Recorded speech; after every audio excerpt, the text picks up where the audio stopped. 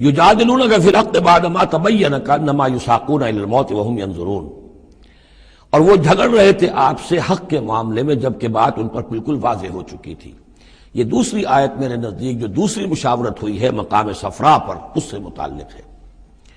وہ یہ کہ وہاں سے جب مکے سے آپ چلے تو اس وقت تک کسی لشکر وغیرہ کی کوئی اطلاع نہ آپ کو تھی اور نہ اس کا کوئی گمان تھا ابھی۔ وہ تو ایسے ہی تھا جیسے پہلے 8 مرتبہ جو ہے وہ جو ایکسکرشنز جو ہوئی تھیں، جس طریقے کی مہمات بھیجی گئی تھیں، یہ اسی طرح کی ایک مہم ہے۔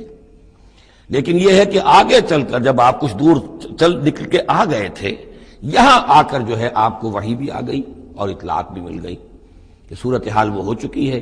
ایک طرف نخلا سے روتے پیٹتے لوگ پہنچ گئے وہاں، دوسری طرف یہ کہ ادھر سے ابو سفیان کا جو ہے ایلچی پہنچ گیا چیختا چلاتا ہوا، اور 1000 کا لشکر لے کر ابو جہل نکل پڑا ہے بدر کی طرف۔ اب وہ بدر کی طرف آ رہا ہے، ادھر سے قافلہ بدر کی طرف آ رہا ہے شمال سے۔ اس وقت اللہ تعالیٰ نے فرمایا، اور یہ مشاورت جیسا کہ میں نے کہا تھا جیسے کہ حضرت طالوت نے کی تھی، ایک آزمائش اپنی فوج کی کہ جو اس دریا میں سے پانی پیے گا سیر ہو کر پیے گا اس کا مجھ سے کوئی تعلق نہیں، اسی طرح کا آپ نے مشاورت کا معاملہ اللہ تعالیٰ کے حکم سے مسلمانوں کے سامنے رکھ دیا۔